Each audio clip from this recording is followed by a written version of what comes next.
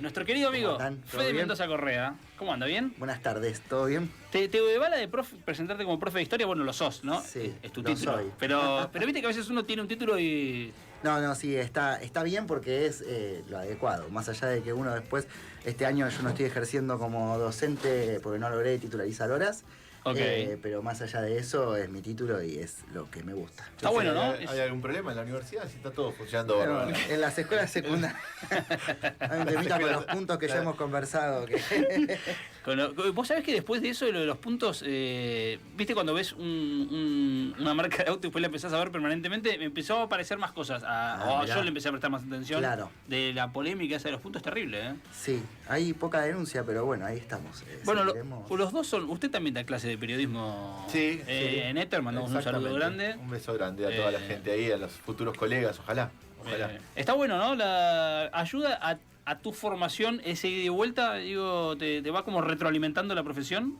Sí, ¿en qué sentido? En el ida y vuelta con alumnos, con estudiantes, sí, ¿refuerza las ganas o lo va...? Para mí es lo más importante y es lo que más lamento no tener en este momento. El contacto con los chicos, con los estudiantes, sean adultos o sean jóvenes, porque es la manera para mí de tener la sensibilidad de, bueno, qué pasan con estas cosas que yo después hablo, que veo, la posibilidad de conversar culturalmente. Por ejemplo, recién hablaban del golpe del 55, bueno, son temas que no... Ya es difícil hablar de cualquier tema histórico, de un tema histórico que encima siempre fue tapado, habiendo sido el mayor atentado terrorista en este país, es más difícil aún, como llegar hasta allá, ¿no? Porque primero hay que comprender qué es el peronismo, primero hay que comprender qué es un Estado-nación, y todo es un ejercicio de la docencia complejo y difícil. Y quizás saber, bueno, cuáles son las dificultades, los obstáculos o las facilidades que hay para conversar eso en el aula, te lo da el día a día ahí adentro. Entonces, no tenerlo para mí es un bajón. Bueno, vamos a apostar a que eso cambie en el futuro cercano. Me gusta, decíamos, la remera, ¿no? Que, a ver, sale en cámara, sí, perfecto. Un día especial. Qué grande Román. Qué día igual porque cumplen varios. Hablando de historia, ¿no? Claro. Fangio, Messi, Riquelme. Román. Bueno, nosotros nombramos a Duki. Subeldía creo que cumple también, ¿no? Subeldía también. Me va a matar Pablito Pérez, le mando un abrazo grande, hincha de Estudiantes, que hoy lo compartió en redes y no lo agregué, en el estado. Osvaldo Subeldía. Tremendo. Campeón con Estudiantes en Old Trafford. Claro. Yo sin pensarlo, recién venía pensando de incluirlo en la columna de Román. Venía a preguntarles primero si sabían más o menos cuántos datos pueden llegar a tener ustedes el Estado Nacional argentino. ¿Cuántos datos? ¿De qué? ¿Sobre nosotros? Sobre ustedes. ¿Sobre nosotros? Yo creo que un montón. Y hoy hablamos a buscar en las redes, hay de todo. Hablábamos de las multas. Bien. Claro. Ahí hay un registro. Lo enganché ahí. Domicilio, yo tengo un domicilio asentado ante el registro DNI, civil. Familiares en común. Sí. Me acuerdo cuando trabajaba haciendo DNI allí en la estación Ferroautomotor, un abrazo a Macri que nos echó con unas ratas, y tomamos ese edificio. Usted estuvo, Samu, ¿se acuerda? Me acuerdo. Que en ese momento había quejas, estamos hablando antes del 2014, había quejas sobre por qué te pedían, por ejemplo, el mail, que era algo que se había incorporado. Claro. Hoy parece una pavada, pero en ese momento había quejas, decían, ¿por qué el Estado tiene que tener sabe mis deudas el Estado? Bueno, mis deudas las conozco. Todos los hábitos de consumo están ahí. Total. Bueno. Claro. Hay algo de eso de que siempre el Estado requirió de los datos de la población, o digamos, la operación del censo, todas esas operaciones para juntar datos y para después poder pensar políticas públicas, está desde que está la Constitución del Estado-Nación, digamos. Pero en los últimos meses, seguramente lo habrán escuchado porque se habló bastante mediáticamente, el 22 de mayo, el gobierno anunció que tiene preparado o pensado lanzar un gemelo social digital. Sí, lo agarré muy por arriba, ¿eh? Bueno, ¿de qué se trata esto? Bueno, tienen la idea de agarrar esos datos que siempre están dispersos, porque una cosa es lo que puede tener el RENAPER por su parte, lo que puede tener ARCA por su parte, lo que puede tener el sistema de salud, la educación, todos los datos que uno va dejando como huella en el Estado, y otra cosa es cruzarlos con inteligencia artificial y a partir de ahí generar un modelo predictivo. ¿Qué significa un modelo predictivo? Los modelos de gemelos digitales existen desde hace mucho en la industria.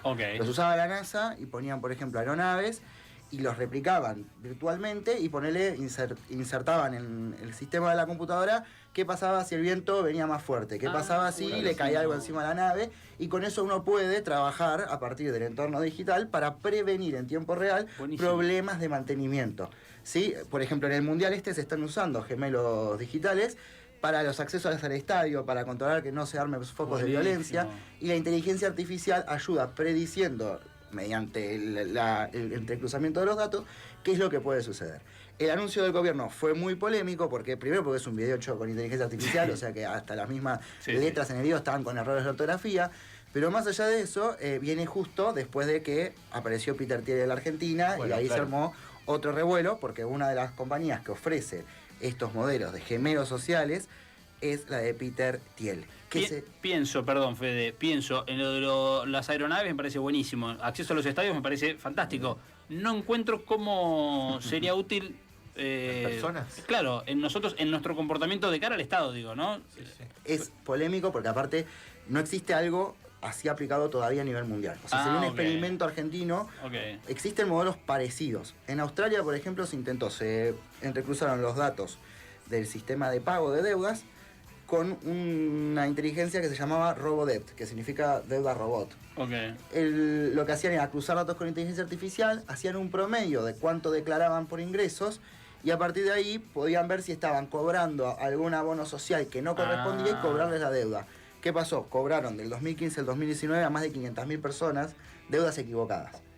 Perdieron la demanda porque el robot cruzó los datos como quiso, teniendo en cuenta una única variable, y él tuvo que devolver toda la plata, la empresa australiana, a los damnificados. Claro, no seas cosa que terminemos como una especie de Minority Report, siendo acusados de crímenes que cometeríamos que todavía no cometimos. Es exactamente eso lo que se teme, ¿no? Porque lo que no te dicen es, no hay mucha especificidad con el tema. Están como que lo anunciaron, lo largaron y no avisaron, bueno, qué es, cómo funciona, quién lo está financiando, si es Peter Thiel, si es Palantir, cuál es la empresa que está detrás de eso.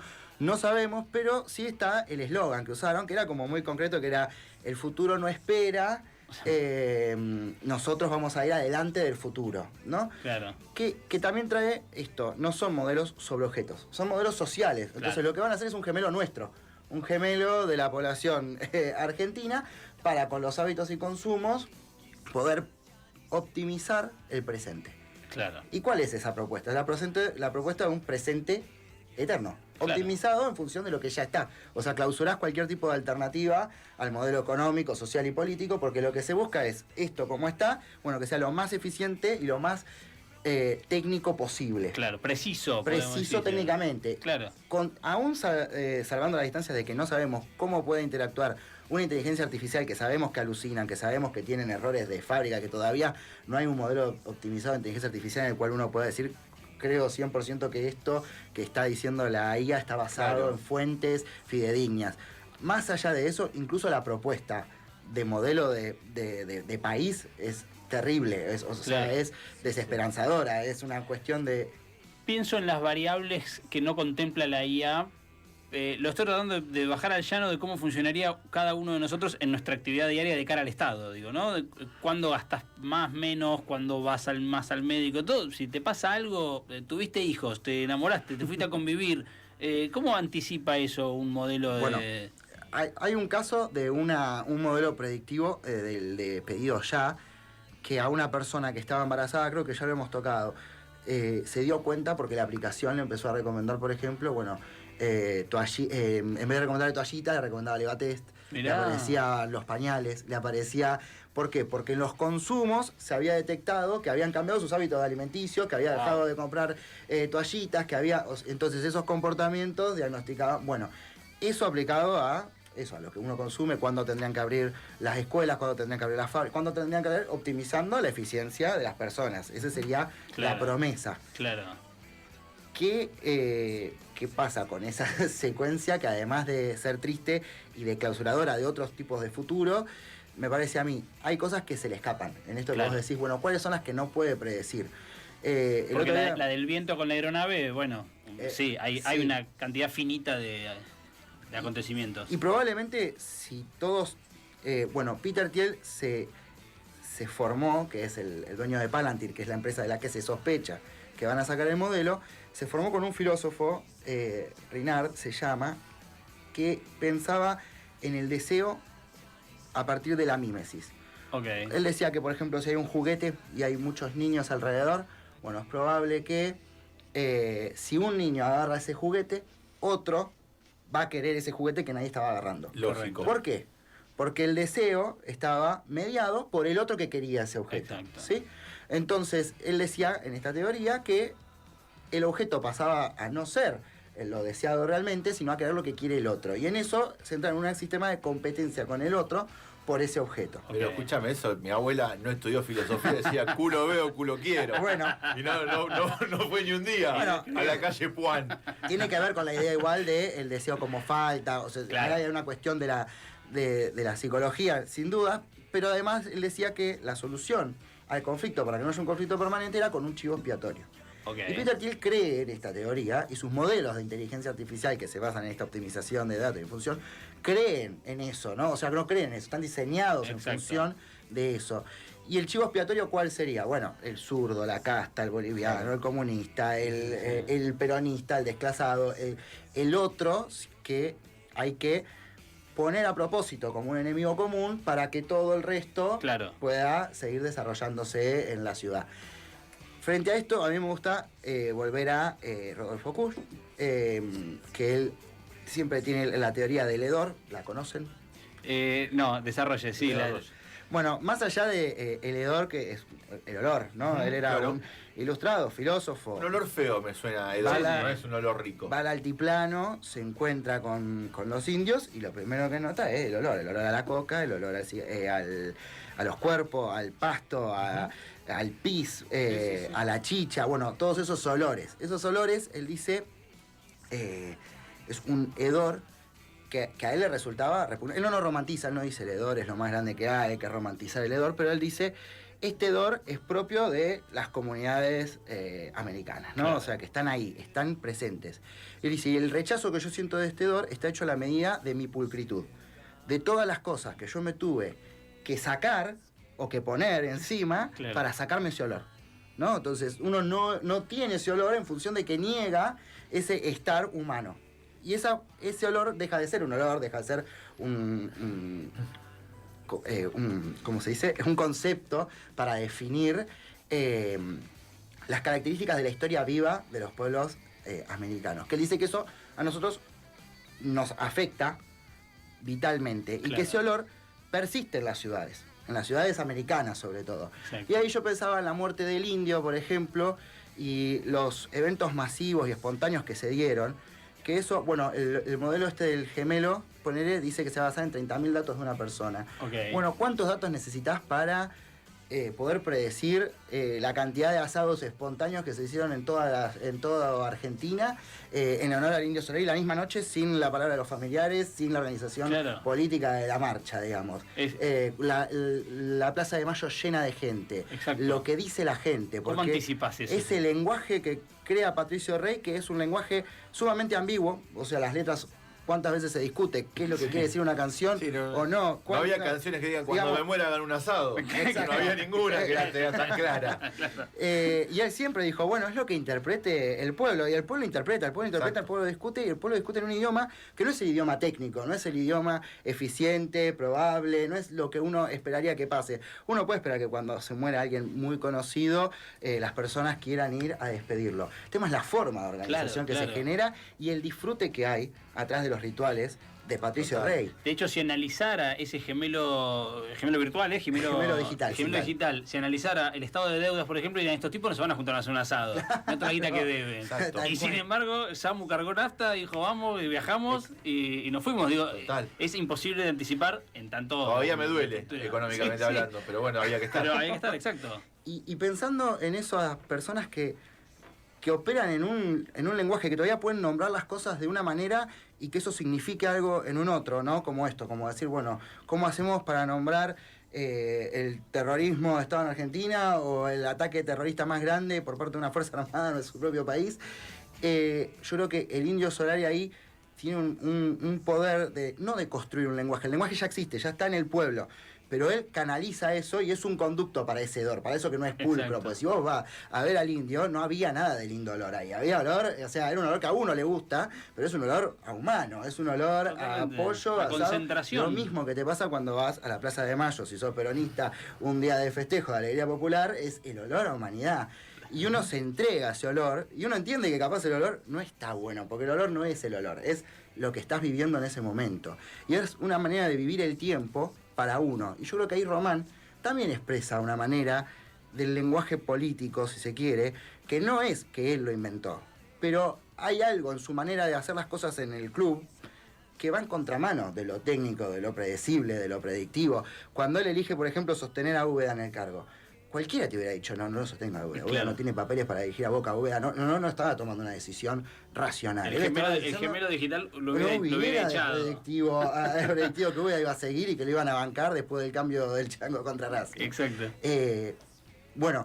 Esta idea me parece que es muy linda. La tenía Diego también. La tenía Eve de Bonafini, que, o sea, con sus contradicciones, con alguno puede gustarle más, gustarle menos, una persona que siempre fue tenaz en defender lo que creía, que se enfrentó a las exhumaciones. Ahora hace poco exhumaron acá, ¿vieron? Sí. En el cementerio Parque.